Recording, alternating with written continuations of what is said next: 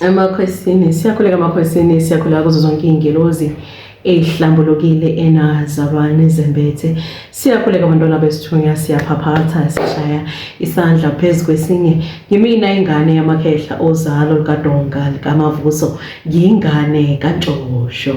Namhlanje bengisacela ukuba sikhulisane ngamathusi ngethusi.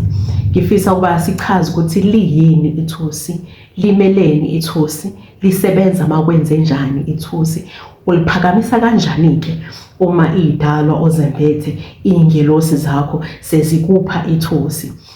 Ahlukahlukana kanjani amathusi, achazani ngokuhlukahlukana kwawo. Bantwana bamvelinqange, bantwana bamoya, ithusi isikhali sikamoya osonikezwa sona ukuba ulwe ngaso izimpi zakamoya.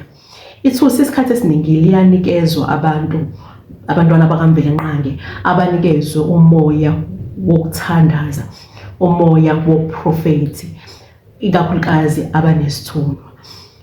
Usukunikezwa ley'khali lezi ukuze zizokusiza uma kuphakama isimo sempi kamoya. Ithusi uyakwazi ukuliphakamisa uma ukhuleka, ngoba njengoba ngishilo ukuthi liyisikhali sikamoya. Ithusi uyakwazi ukuliphakamisa uma uqaqa izinto zabantu, ulwisana nemimoya abantu abasuke behlangabezana nayo, abangenayo ngaphakathi kwesigodlo bezofuna phila. Ithusi uyakwazi ukulisebenzisa ukuliphakamisa ukuze uxhumane nezidalwa zakho ezikwembethe zakunikeza lesikhali sakamoya. Uyakwazi ukuliphakamisa uma ufuna ukuxhumana nomnikazi walo osuke liphakamisile phezu kwesimo sempilo yakho. Ithusi uyaliphakamisa uma usempini ufuna ukuthi izidalwa ozembethe zikumbathe, zikwembathe, zikunikeze ubuhlakani obungakusiza ukuthi unqobe kulezi zimpi noma kulesimo sokubhekene naso ofisa ukusiphakamisela ithusi. Ithusi linamandla amakhulu kakhulu, ikakhulukazi uma uliphakamisa esimeni sokukhulekisa abantu abagulayo. Ithusi uyaliphakamisa uma ufuna ukukhuluma ukuphila phezu kwesimo somuntu, ufuna ukukhuluma ukuphila phezu kwenkinga asuke abhekene nabo, usuke ufuna ukukhuluma ukuphila phezu kokugula asuke abhekene nalo. Ithusi yihawu lakho lokunqoba izimpi zakamoya. Ithusi-ke linemithetho yalo. Ithusi linemithetho yalo okumele uyilandelele. Okokuqala, ithusi kawulithengi ngoba ubona abanye abathandazi bewaphatha amathusi. Akusiso isizathu ongathenga ongaphakamisa ngalethusi. Ithusi uyaliphiwa lona.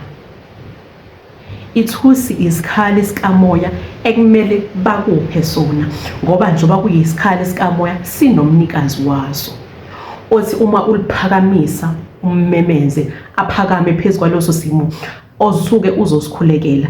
Ithusi lisuke liwukhanya ngoba liyisikhali sikamoya sokukhanyisela abantwana bamvelinqange ngaphansi komthunzi welanga. Uma umnikazi wethusi ekupha ithusi, ekuphathisa ithusi, usuke ekwembathisa amandla okukhanya, usuke embathisa amandla omkhuleko, usuke embathisa amandla okunqoba izimo zakamoya eziphakamayo, ezivungamayo ngaphansi komthunzi welanga. Uma ithusi sebekhombise lona, kumele uphakame uhambe uyolithenga. Uma usulithengile kawuvele ulithathe ulisebenzise, kwamele uqala ngokuthi ulihlambulule kuqala. Uyalihlambulula kuqala ithusi lakho bese uyalikhulekisa, ukhuluma ukuphila phezu kwalo. Emva kwalokho uyalithatha ithusi lakho uyolibeka kule ndawo uphahlela kulo, uyaliphahlela. Ithusi uma usulibikile, uma ulibika uliphahlela, isenzo leso esenza ukuthi ithusi ulibike uliphahlela, usuke ulibika kumnikazi walo. Umnikazi walo makaphakame phezu kwalo, abe ukukhanya phezu kwalo. Umsebenzi bekunikezela wona ukuthi uma uliphakamisa kumele liwenze, akakulekelele akutshengise usikompilo lalo, akakulekelele akutshengise nomuntu ozokusiza noma umelaphi, umthandazi ozokusiza ukuthi uliphakamise. makakunikeze umthandazi noma umprofethi ozokusiza ukuthi uliphakamise, ngoba ithusi linosikompilo lalo lokuphakamisa. Ithusi uma uliphakamisa kumele uhambe uyoliphakamisa emanzini ukuze uma ulisebenzisa kuzokwamukeleka kuwe imfihlo yamaZulu. Ithusi-ke osukuphiwe lona kubalulekile ukuthi uliphakamise emanzini ngoba amandla okuphila asemanzini. Amanzi anemfihlakalo enkulu kakhulu. Ngesikhathi uliphahlela kumnikazi walo, umcela umnikazi walo ukuthi akakunikeze imiyalelo okumele uyilandelele ukuthi mawuliphakamise kanjani leli thusi. Izindlela zokuphakamisa amathusi kazifani ngenxa yokuthi usikompilo labantu esibambethe kalufani. Usikompilo lezigodlo zethu kalifani. Indlela yokwenza kayifani. Akusi one shoe fit all. Wena kwamele ucele ukukhanyiseleka ukuze mawuliphakamisa leli thusi leli uzoliphakamisa ngendlela abafuna ukuthi uliphakamise ngayo. Uzoliphakamisa ngosikompilo lwabo, ngosikompilo lengelozi ekwembethe. Bengisacela ukuthi sihlaziye amathusi ngokwehlukahlukana kwawo. Siwachaze, siwahlaziye ukuthi ithusi nethusi uma uliphakamisa lisuke limelene, lichazane. Besacela ukuba siqale nganali ithusi. Azomela bonakalayo. Leli thusi leli liba yisiqalo somntwana kamoya. Abantu abadala uma bekunikeza leli thusi leli basuke besakubumba. Ohambeni lakho likamoya usuke usabunjwa njenganali ikhanda. Imoya ekwembethe isuke ingakahlaliseki, isuke ingakabumbani, isuke ingakazambuli kuwe ukuthi kahle kahle njengoba siphakama ngaleli simo. Bese bayakunikeza ke ithusi lokuqala leli elikuzoba yile lizokulekelela ohambeni lakho likubumbe. Leli thusi leli kuliphakamisa kwala abantu abadala basuke befuna ukukulekelela ukuthi uma izimo ziphakama ezifisa ukulwisana nalokukhanya kwakho ukwazi ukuliphakamisa leli thusi leli likulwele esigabeni sakho sokuqala sezimpi zakamoya. Ngalesikhali sikamoya wena uzokwazi ukubhekana nabo bonke abantu abazovungama eqaleni kohambo lwakho belisana nalokukhanya kwakho. Leli thusi leli liyoba isikhali sakho sakamoya sokulwisana nezimpi zobumnyama zakamoya lapho izitha zona ziphakama phezu kwesimo sempilo yakho zilwisana nokukhanya okwembethe. Besacela ukuba sihlaziye nali thusi eliyisiphambano phakathi nendawo bese liba nendele ingangaphandle.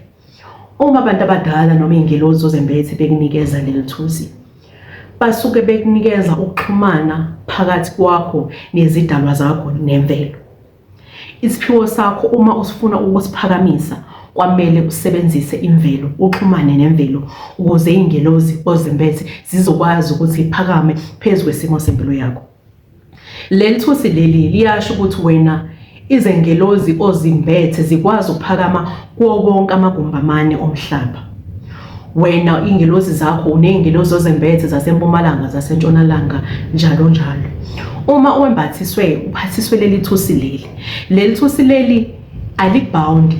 Wena usuke unamandla ukuthi esakho isithunwa sikwazi ukuphakama ehlane, siyakwazi ukuphakanyiswa entabeni, siyakwazi ukuphakanyiswa emgedeni. So wena ukwazi ukuhamba wonke, wena ngaphansi komthunzi welanga ukwazi isithunwa sakho sikwazi ukuphakama kuwo wonke amagumbi amane omhlaba. So wena you are not bound njengokuthi uzozwa umuntu athi mina nginesithunwa samanzi kuphela, mina nginesithunwa sasehlane, mina nginesithunwa sentaba, mina nesithunwa sami sezulu. Uma unaleli thusi lolu uyakwazi ukuthi isithunwa sakho usiphakamise. Uma ungaphansi komthunzi welanga ukwazi usiphakamisa kuyo yonke indawo. Uyakwazi ukuhamba ehlane uyophakamisa isithunwa sakho. Uyakwazi ukuya emanzini uyophakamisa isithunwa sakho. Uyakwazi ukukhuphuka intaba uyophakamisa isithunwa sakho, uyokhulekisa ukukhanya. Leli thusi leli livula ukuxhumana phakathi kwezidalwa zakho, wakho, idalwa zakho, nemvelo, ne-spiritual realm. Wena uma uphathiswe leli thusi, you can tap in the spiritual realm. Yonke imoya ohamba nayo osuke uyembathisiwe iyakwazi ukulekelelana kuwo wonke, to all the 4 points of the earth. Bengisacela ukuba sihlaziye ithusi lesiphambano kankaliphakamise kangabi nalo. Sacela ukuba sihlaziye ithusi lesiphambano. Ithusi lesiphambano ngizokwenza example ngaleli lami. Lona alinawo lolu round lo. Kusuke kuyisiphambano phela kankaliphakamise. Macala maningi. Ithusi lesiphambano. Uma izidalwa zikunikeza ithusi lesiphambano, wena usuke ukhethwe ngamathongo, usuke ukhethwe abadala ukuthi wonke amacala akulomndeni wena uyowathwala emahlombe akho.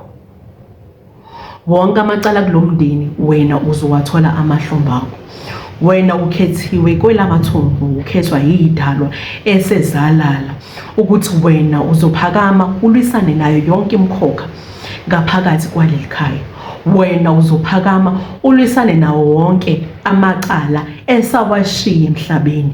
Wena uzophakama ulethe ukukhanya kulomsamo wala ekhaya uqobo. Uma bekupha leli thusi, idalwa zisuke zikuthembile ukuthi wena uzophakama ulwe nabo bonke ubumnyama ngaphakathi kwekhaya. Ngisacela sihlaziye nali ithusi isagila seblanco. Uma unikezwe leli thusi leli usokunikezwe yidalwa ezazithanda ukuphatha. Uma unikezwe leli thusi leli, ingelosi ekupha leli thusi leli yayingakhothami. Kayingakhothamela umuntu. Unikezwe yimpunga elalithanda imvelo, lithanda ukuthi likhuphuke intaba lihambe liyozingela uma uphathiswe leli thusi. Uma unikezwe leli thusi leli, wena usuke ukhethiwe ukuthi wena uzophakamisa umsamo wala ekhaya. Leli thusi leli kalisilona ifa ukuthi njengoba selinikezwe wena ngelakho kuphela. Uma ukhona okwenzakalayo kuwe umvilinqange ekukhumbula, leli thusi leli lihlala emsamo. Lizohlala emsamo beze abadala bakhethe omunye umuntu ozoliphakamisa, bemnikeza ukuthi wena uza kuba ihawu lethu lokuvika. Wena uzoprotecta umsamo wala ekhaya, ulethe ukukhanya phakathi kwalomsamo leli. Kalusilona ifa lakho. Uma khona okwenzakalayo kuwe, liyathathwa liyonqiniswa emsamo, libekwe emsamo, lizophinde liphakanyiswe uma abadala sebekhethile umnikazi walo ozolibamela aliphakamise phezu kwesimo sekhaya, phezu kwesimo sokukhanyisela umsamo uqobo. Ithusi lokugcina ngizofisa ukuba sihlaziye ithusi lezazi. Ngizokwenza isibonelo kaleli lami. Ithusi lezazi liye libe nenkanyezi ngapha, liphinde libe nemoni, inkanyezi nemoni inyanga ngapha. Azuma ngene libone nilothisi. Liba kanje but ngapha kube inkanyezi, ngapha kube imoni. Uma unikezwe leli thusi leli, uma unikezwe isithusi lezazi elinenkanyezi nemoni, wena abantu abadala basuke bekwembathisa ngobuhlakani bemvelo.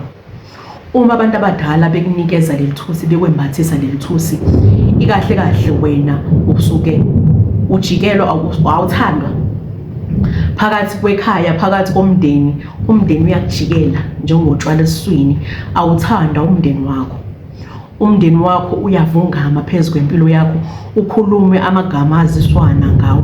Uma uphatha leli thusi leli ungakanikezwa izibongo zomthandazi, izibongo zabaprofeti zokuthi ubizwe ngomthakathi, kusuke engakaphakami lutho, kusuke kusadlawa.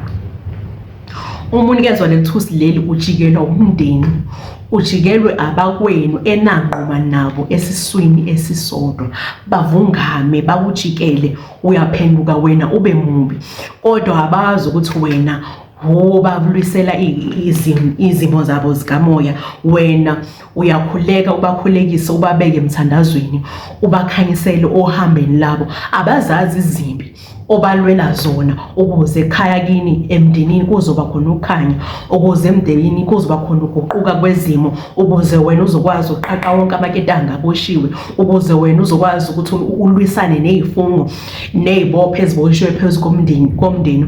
Umsebenzi osuke uthwese wona emahlombe. Uma unikezwa leli thusi leli, usuke ungaphezulu kwamandla akho, kodwa idalwa namathongo ekwethembile ukuthi wena uzokwazi ukuthi ulwe lempi. Bantwana bamoya, bantwana bami vele nqange ngiyaphaphatha ngishaya isandla phezu kwesinye. Please like this page, subscribe, comment and share with your friends and family. Ngiyaphaphatha ngishaya isandla phezu kwesinye, ngiyathobeka. Yimina ingane yamakhehla uzalo kaDonga likaMavuso, ngiyingane kaNtshosho.